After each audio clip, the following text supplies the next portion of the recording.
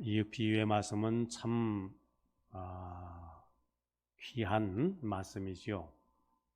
마가복음 4장 13절 말씀 보면은 이렇게 예수님 말씀하십니다. 너희가 이 비유를 알지 못할진대 어찌 다른 비유를 알 수가 있겠느냐. 무슨 말씀일까요? 비유 중에서 가장 기본이 되는, 가장 본질이 되는 비유다. 그 말씀이겠지요. 자, 우리 비유의 내용에 대해서는 자주 들어서 잘 알고 있지요. 씨 뿌리는 한 사람이 있었습니다. 농부가 씨를 뿌렸습니다. 이스라엘의 농사법은 우리하고는 달라요. 우리는 밭을 잘 정돈해서 거기에 고랑을 파서 씨를 뿌립니다만은 이스라엘의 그 고대 농법은 원시적인 농법, 그냥 농부가 그 씨앗 주머니에서 한 움큼 집어서 확 그냥 손으로 이렇게 뿌리는 겁니다. 그러니까 이 씨앗이 어디로 갈지 모르지요. 자, 그런 상황에서 이제 어떤 씨는 더러 길가에 떨어졌습니다. 그 씨는 어떻게 됐다고요? 새들이 먹어버립니다. 씨를 뿌렸는데 그 씨가 돌짝밭에 떨어졌습니다. 그럼 그 씨는 어떻게 될까요?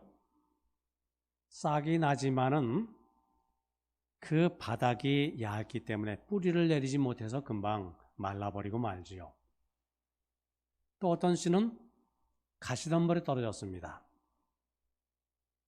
또 역시 싹이 나지만은 그냥 숨이 막히지요. 질식해 죽습니다. 근데 더러는 많은 경우가 있지요. 좋은 땅에 떨어집니다. 옥토에 떨어지니까 어떻게 되었다? 잘 자라서 많은 열매를 맺었다. 자, 우리 잘 아는 비유죠. 자, 여기서는 세 가지 중요한 상징을 우리에게 보여주고 있어요. 첫째로 씨앗이 뭘까요? 씨앗은 하나님의 말씀입니다. 왜 말씀이 씨앗일까요? 씨앗은 생명이기 때문이지요. 씨앗 안에 생명이 담겨있기 때문입니다. 마찬가지로 하나님의 말씀, 살아있는 생명의 말씀입니다.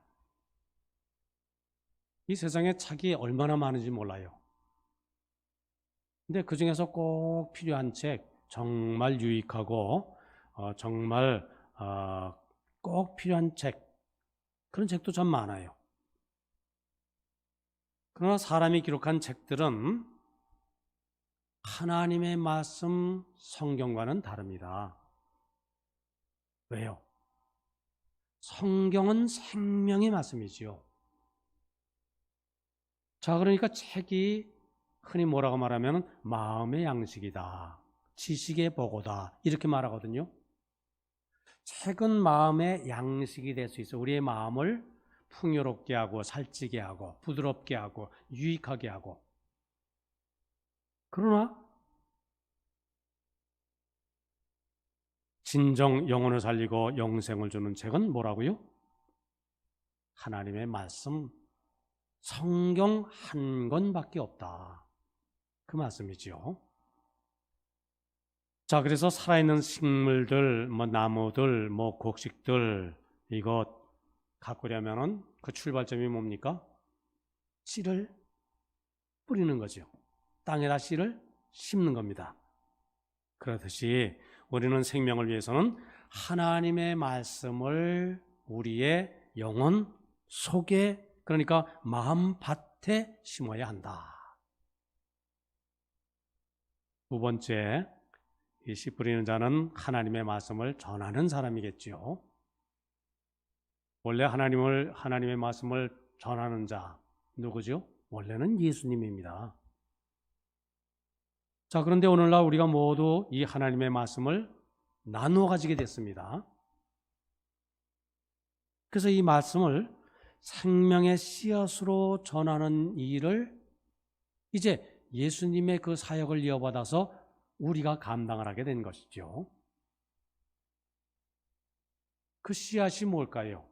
오늘 강단에서 이렇게 전하는 잘 준비된 설교일 수도 있고요. 아니면 그저 가까운 친구들과 대화를 나누는 가운데 자연스럽게 나오는 나의 어떤 신앙의 표현, 간증, 그것일 수도 있고요. 편지로 쓰여진 한 줄의 글일 수도 있고요. 심지어는 한 곡조의 노래, 찬송일 수도 있고요. 당신을 위해 기도하겠습니다. 이 카톡의 한 줄 그 글일 수도 있고요. 이런 식으로.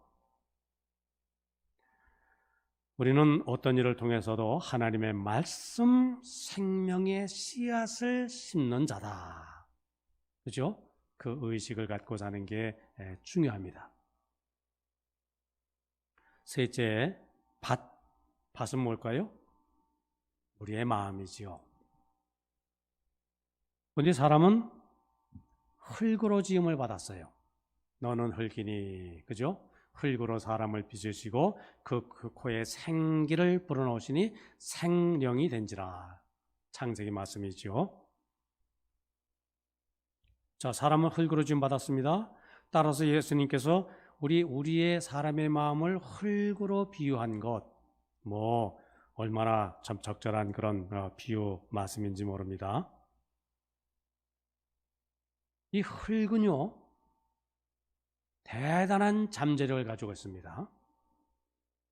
흙은 그래서 생명의 어머니다, 이렇게 말하지요. 이 땅, 흙은 사람이 오염시키면은 죽음의 땅이 됩니다. 하지만 잘 가꾸면은 거기 많은 열매를 생산을 합니다. 마찬가지지요. 우리 사람의 마음밭도 이거 그냥 그대로 놔두면은 그냥 죄악의 씨가 떨어져서 온 세상 죄악으로 물들고 맙니다. 그러나 이 사람의 마음이 하나님의 말씀을 품고 정성으로 그것을 가꾸면은 귀한 생명의 열매들이 맺히는 것이지요. 우리가 이 예수님의 비유를 흔히 씨 뿌리는 자의 비유, 또는 어떤 분은 씨앗의 비유 이렇게 부르는데요. 말씀드린 대로 이것은 좀 잘못된 것입니다. 핀트가 잘못됐어요. 강조점은 씨 뿌리는 자에 있다거나 씨앗에 있는 것이 아니라 무엇에 강조점이 있죠? 밭에 있습니다. 그렇기 때문에 오늘 본문 말씀을 영혼 속에 뿌려진 씨앗, 우리의 영혼, 마음밭, 이것이 중요하다. 그게 제목을 잡았는데요. 자, 예수님께서는 이 세상에 4종류의 밭이 있다. 그러니까 우리의 마음 상태가 어떤 상태? 4가지 종류의 상태가 있다. 그것을 말씀하시는 것이죠. 첫 번째 밭은 어떤 밭? 길가라는 밭. 길가는 그 밭과 밭 사이에 나 있는 작은 통행로, 그것을 말하죠. 사람들이 늘 다니니까 그만 굳어버렸습니다. 불행히도 어떤 씨는 그 길가에 떨어지니까 맨큼 새들이 와서 그 씨앗을 쪼아먹고 맙니다. 열매를 맺을 수가 없지요. 자, 그리고 이제 그 9절 이하의 이 비유를 해석을 해주세요. 그러면서 그 새들은 사단이다, 이렇게 말씀하십니다. 그러니까 우리가 말씀을 듣지만은 우리로 하여금 구원을 얻지 못하게 하려고, 성숙한 신앙인이 되지 못하게 하려고 말씀을 그 마음에서 빼앗아가는 자, 그게 뭐라고요? 그게 마귀죠. 그게 사단입니다. 이 말씀을 대하면서 충격을 받았던 한 사람이 있습니다. 그는 어려서부터 교회에 출석을 했습니다. 소위 모태신앙인이지요. 근데 하나님에 대해서 뭐 깊이 생각하지는 않고 그냥 습관적으로 그렇게 신앙생활했습니다. 근데 어느 날 문득 이런 의문이 들었어요. 아니 나는 그래 교회에 이렇게 오랫동안 다녔는데 이렇게 익숙하게 신앙생활을 하는데 설교를 수없이 많이 들어왔는데 그런데 어쩌면 이렇게도 내 마음속에는 하나님에 대한 어떤 확실한 확신이 왜 없을까? 문득 그런 생각이 드는 거예요. 아니 지금 내가 이 자리에 왜 이렇게 하나님에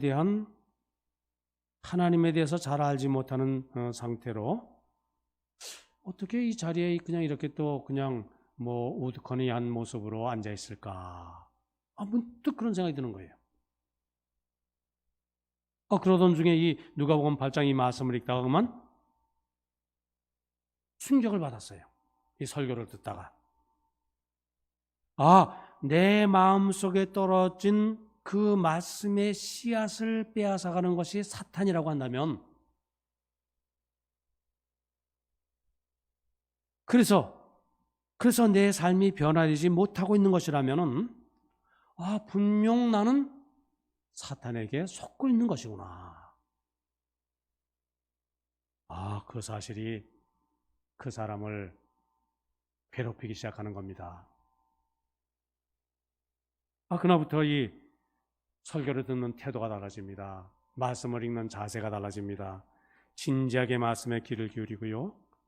그래서 마침내 귀한 믿음, 뜨거운 믿음에 그래 도달할 수가 있었다고 합니다.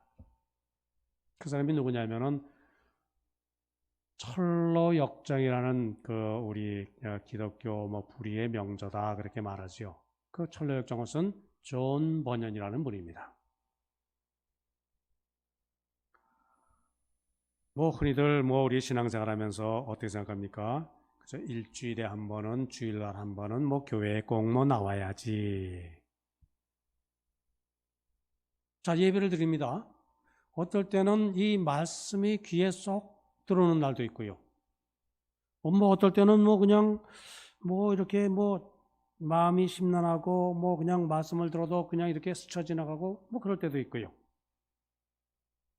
그러는 가운데 어느 날 설교를 듣는 가운데 갈등이 생겨요. 하나님,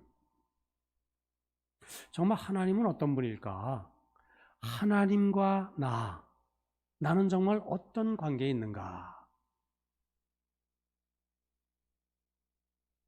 그런 생각은 참 중요합니다. 왜요? 그 생각이 내 신앙에 깊이를 더하는 출발점이기 때문이지요. 그런데 이런저런 그런 믿음의 생각을 하다가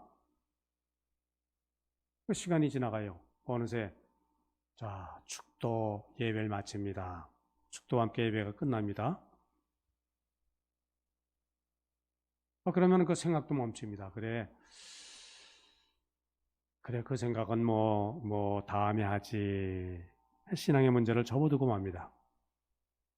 집에 돌아갑니다. 마치 아무 일도 없었던 것처럼 내가 어떤 그런 신앙에 대한 깊은 생각 이렇게 하려고 했던 그거를 그저 잊어버린 채로 또 이렇게 생활 속에 그렇게 뛰어듭니다. 마치 내가 교회에 나오고 또 하나님의 말씀을 들은 것 아무것도 아닌 것처럼 그냥 그렇게 지냅니다. 내게 아무런 변화를 가져다 주지 않는 그저 몇 가닥 스쳐가는 그 생각만 가지고 그 빼앗긴 말씀에 대한 좀 허전한 마음을 안고 그냥 그렇게 돌아갑니다. 자, 그런데 일상적인 생활을 향해 돌아가는 우리의 뒷전에서 회심의 미소를 짓고 있는 그 사탄의 모습. 그래, 그걸 꼭 생각을 해야 됩니다. 바로 이것이 길가에 떨어진 씨앗의 비극이 아니겠습니까? 길가라는 마음밭의 비극. 사탄에 대해서 속고 있는 거지요. 자, 두 번째는 돌밭이라는 마음밭. 그러니까 바위 위로, 그 자갈 위로 흙이 살짝 덮여 있습니다. 씨가 뿌려지긴 했지만은 이 바위, 돌 때문에 뿌리를 내릴 수가 없습니다. 자, 예수님의 설명을 들어보면은 바위 위에 있다는 것은 말씀을 들을 때에 말씀이 내 마음에 딱 부딪힙니다. 그러니까 내 마음속에 기쁨이 넘칩니다. 이 기쁨으로 받습니다. 그렇지만은 그 뿌리가 이렇게 든든하지 못하니까 잠깐 그렇게 믿다가 잠깐 신앙의 기쁨을 맛보다가 생활 속에 시험을 당할 때에 어떤 어려움이 있을 때에 금방 그 신앙을 놓쳐버리고 마는 그러한 경우를 말하는 것이죠. 그러니까 말씀을 들을 때 그래 맞아. 진리야. 이렇게 기쁨으로 받아들이지만 말이죠. 이 말씀을 따라 사는 그것이 조금 힘들다고 뭔가 조금 나에게 불리하다고 느껴지는 그 순간에 그 말씀으로 다시 등을 돌리는 경우 그런 것을 말합니다. 자, 아까 길가 같은 마음의 적은 뭐라고요? 사탄. 그러면 이 돌밭과 같은 마음의 적은 뭐라고요? 뭘까요? 우리의 육신입니다. 나의 육신. 왜? 우리의 육신은 언제나 편한 것을 찾는 경향이 있기 때문입니다. 그러니까 나의 육신은 나를 더 편하게, 더 축복되게, 더 형통하게 만드는 것만을 계속 찾는 그런 본능이 있어요. 아무리 진리라 할지라도요, 우리의 육신은요, 그것이 때로 나를 좀 괴롭게 하고, 또는 귀찮게 하고, 또는 진리가 우리를 손해보게 만들 경우도 있습니다. 그럴 경우라면 언제든지 그 진리를 더 이상 듣고 싶지 않게 만드는 그 요소, 그 힘이 뭡니까? 그걸 우리는 육신이라고 말하지요. 자, 우리 성도님들, 내가 예수님을 믿습니다. 하나님을 나의 아버지라고 고백할 때, 그때, 그 신앙의 출발점, 그때 내가 주님의 은혜와 축복과 사랑을 받으려고 신앙인이 되었습니까? 아니면은 이것이 진리라고 여겨졌기 때문에 그렇게 믿음의 길에 들어섰습니까? 둘 다 소중해요. 둘 다 맞습니다.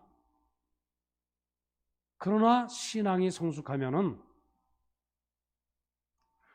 은혜, 형통함, 축복, 물론 그거 소중하지요. 한 걸음 더 나아가서 진리이기 때문에, 주님의 말씀, 생명의 말씀, 진리의 말씀이기 때문에 거기까지 내 믿음이 성장해야지요. 그래서 내가 신앙의 길을 걸어가야 그것이 성숙한 신앙이니라 우리가 생각을 할 수가 있습니다. 자, 예수 믿으면 축복을 받습니다. 예수 믿으면은 주님이 선히 인도해 주셔서 병든 자도 강해지고 사업도 형통하고 여러 가지 자녀들도 잘 되고 그거 맞습니다. 왜 그렇습니까? 하나님은 사랑하는 자녀들 친히 돌보시는 분이기 때문이지요. 근데 항상 우리의 삶이 형통하고 항상 우리가 푸른 초장 쉴 만한 물가만 거하는 것이 아니죠. 그죠? 때로 사망의 음침한 골짜기로 다닐 때도 있죠. 뭐 믿어보니까 뭐 장사도 뭐 별 볼 일이 없고 뭐 내가 믿었다고 해서 자식이 뭐 꼭 뭐 잘 되는 것만도 아니고 그 믿음이 흔들리면 그것은 아직 부족한 믿음이죠. 돌밭과 같은 믿음이라는 겁니다. 사실 하나님은 우리 복 주시는 분입니다. 세상이 우리에게 복 주는 것 아니죠. 정치가 우리에게 복을 줍니까? 뭐 경제가 그 세상 또 어떤 무엇이 우리에게 복을 줍니까? 복은 복의 근원 하나님의 것이지요. 하나님은 자기 사랑하는 자녀에게 복 주시기를 기뻐하시는 분이시죠. 근데 우리가 예수를 믿는 근본 이유, 신앙의 본질이 여기에 머물러서는 안 되는 것이지요.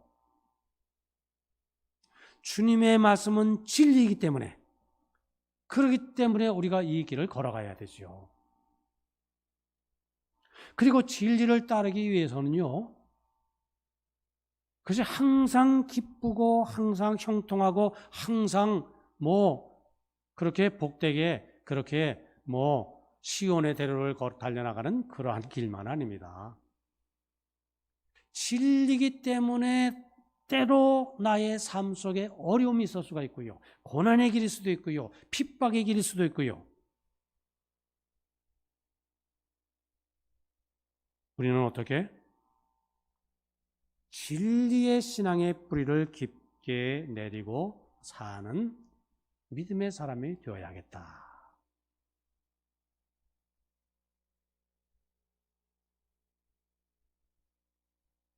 바로 이것이 이 돌밭의 마음 상태, 깊이 뿌리를 내리지 못하는 그러한 마음 상태, 그것을 보여주고 있습니다. 셋째 뭐라고요? 가시밭이라는 마음밭. 자, 가시나 떨기에 떨어짐에 가시가 함께 자라서 기운을 막는다 말씀합니다. 그래서 예수님 말씀을 듣지만요, 우리가 지내는 살아가는 가운데 세상의 염려 또 재리, 일락, 그러니까 재물이라든지 기쁨이라든지 그런 것에 세상의 것에 기운이 꼭 막혀서요. 살아다가 그것에 그냥 꼭 막혀서 더 이상 성장하지 못하는 그러한 상태의 마음밭. 그것을 말씀하고 있습니다. 자, 길가라는 마음밭의 적은 뭐라고요? 사탄. 돌밭이라는 그 마음 상태의 적은 뭐라고요? 우리의 육신. 그러면은 이 지금 가시밭의 적은 이 세상. 우리 신앙인의 3대 적은 뭐라고요? 사탄, 육신, 세상. 세상에 대한 사랑, 재물에 대한 이익, 돈에 대한 지나친 욕심, 이것이 가시밭이라는 마음밭이지요. 자, 우리가 말씀을 받았습니다. 하나님을 믿습니다. 예수님을 사랑합니다. 예수님을 사랑하십니까? 예, 사랑합니다. 이렇게 고백할 때, 그런데 나는 실제적으로는 물론 예수님을 사랑하지만은 예수님보다 더 사랑하는 것이 있다고 한다면은 그것이 내 마음속에서 말씀이 자라나지 못하도록 막고 있는 그것이지요. 그게 뭐라고요? 세상. 성경은 돈을 벌지 말라 말씀합니까? 돈은 절대악이다 이렇게 말씀하고 있습니까? 성경은 그렇게 절대 말씀하고 있지 않습니다. 물론 돈이 물질을 사랑하시 일만하게 뿌리니라 말씀합니다. 돈에 집착을 하고 사랑하는 것에 대한 말씀이죠. 그죠?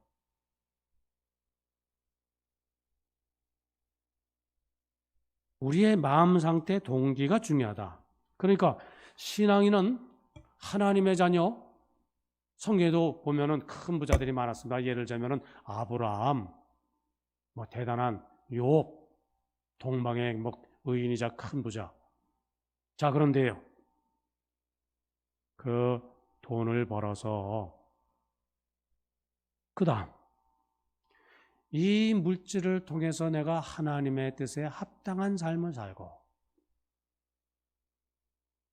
하나님의 뜻을 이 땅에 이루는데 그 물질을 이렇게 사용을 하고 내 자식을 하나님의 뜻대로 키우며 하나님의 영광스러운 사업에 그 물질을 사용하고 뭐 이렇게 말이죠.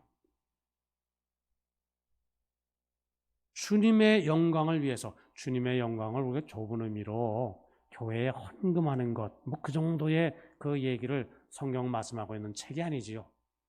우리가 무엇을 해도 어떻게 써도 사회에서 그 물질을 써도 이것이 하나님의 영광을 드러내는 궁극적으로 하나님의 영광을 드러내는 일이다. 그럼 그런 데 쓰라는 것이죠. 그죠?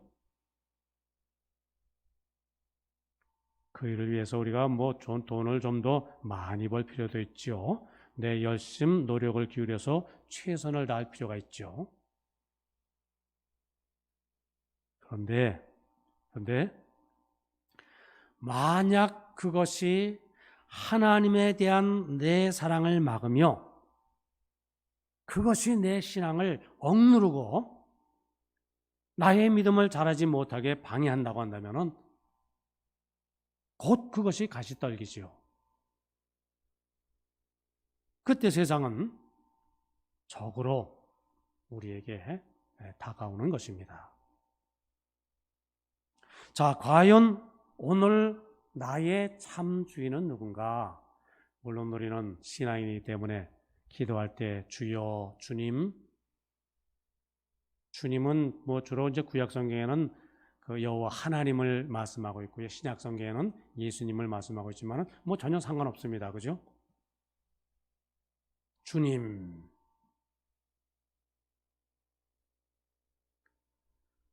우리가 주여 주여.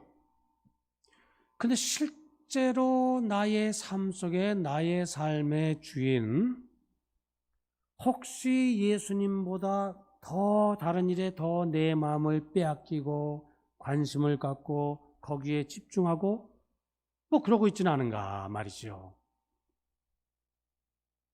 내 손에 재물이나 뭐 세상 다른 일이나 뭐 세상에 어떤 뭐 쾌락이나 뭐 어떤 재미가 더 좋아서 그래서 내 신앙이 질식되고 있지는 않은가.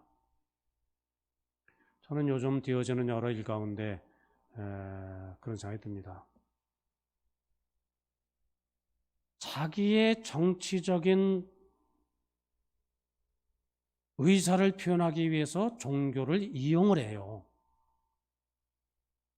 그 똑같은 경우입니다. 예수님을 위해서 그런데 예수님을 뭐라고요? 자기의 정치적인 방향, 정치적인 생각, 정치적인 입장을 드러내기 위해서 이것을 이용을 한단 말이죠. 역시 가시밭의 신앙일 뿐이죠. 자, 네 번째 예수님 마지막 밭을 소개합니다. 그 밭은 좋은 땅, 옥토. 자, 좋은 땅에 떨어지는 씨앗 100배 열매를 맺는다. 어느 분 그 얘기 하시더라고요. 30배, 60배, 100배. 다른 복음서는 그렇게 되어 있죠. 그 얘기를 어느 자리에 했더니 아이 목사님 그거는 이스라엘 같은 그 척박한 땅의 그 얘기고요. 하나님은 우리에게 우리 농사 지어 보세요. 30배, 60배, 100배가 뭡니까? 300배, 600배, 1000배 그 이상입니다. 가장 열매를 많이 맺는 게 좁쌀이라고 하죠. 그죠? 좁쌀, 자꾸만 좁쌀 하나 심으면은 좁쌀 이삭에는 수천 개가 거기 이렇게 뭐 제가 세어보지 않아서 모르겠습니다. 수천 개 될까요? 수만 개 될까요? 그렇게 말이죠. 300배, 600배, 1000배, 3000배, 6000배, 만배 뭐 그렇게 될지 모릅니다. 자, 그렇게 말이죠. 그럼 열매를 맺습니다. 좋은 땅은 뭐라고요? 착하고 좋은 마음으로 말씀을 듣고, 첫째 말씀을 듣고, 둘째 그 말씀을 지키고, 이제 그 뒤에 해설입니다. 셋째 인내로 결실하는 자다. 거기 말씀을 듣고 지키고 인내로 결실하는 자, 그 세 가지를 예수님 말씀하셨는데 셋 중에서도 무엇이 강조가 되느냐? 중요한가? 지키고입니다. 지키고. 말씀을 들어서 결실한다가 아닙니다. 말씀을 듣고 지켜야 결실한다. 그것입니다. 말씀을 우리가 왜 듣는가? 궁극적으로는 그 말씀을 내가 지키기 위해서, 내가 들은 그 말씀을 지키기 위해서, 그러니까 내 삶 속에서 주님의 그 말씀을 적용시키기 위해서 우리가 들어야 한다. 그래야 열매를 맺는다. 그 말씀이죠. 그러니까 말씀대로 살고자 하는 거룩한 열망을 가지고 하나님의 말씀대로 뜻대로 살아야지. 그런 자세로 하나님의 말씀을 듣고 지킬 때 그때 100배의 열매를 맺는다. 이것이 예수님께서 우리에게 가르쳐 주시는 신앙의 교훈인 줄 믿습니다. 자, 우리가 교회에 나옵니다. 하나님께 예배를 드립니다. 신앙의 길을 걸어갑니다. 하나님의 말씀을 듣습니다. 우리는 어떻게? 들려지는 귀한 말씀, 씨앗, 생명의 말씀, 그것을 사탄에게 빼앗기지 않도록, 내 육신에게 질식되지 않도록, 세상에 그렇게 빼앗기지 않도록 내 마음밭을 옥토로 이렇게 가꾸면서 100배의 결실을 거두는 그런 복된 신앙인 되기 위해서 우리가 힘써야 할 줄 믿습니다. 이 영광스러운 생명의 씨가, 이 거룩한 말씀의 씨가 내 심령의 마음밭에 떨어져서 그것이 내 삶을 붙들고 나를 변화시키고 나를 다스리는 가운데 이게 풍성한 그러한 천국의 열매를 맺는 그런 귀한 역사가 있는 그런 마음밭, 그것은 내가 갖고 와야죠. 그죠? 내가 그것을 소유하도록 힘써야죠. 씨를 하나 뿌리는 자는 주님이시지만 그것을 열매 맺게 하는 것은 나의 마음 상태, 마음밭이다. 우리가 기억하면서 그런 신앙인 되기 위해서 더욱 힘써야 할 줄 믿습니다.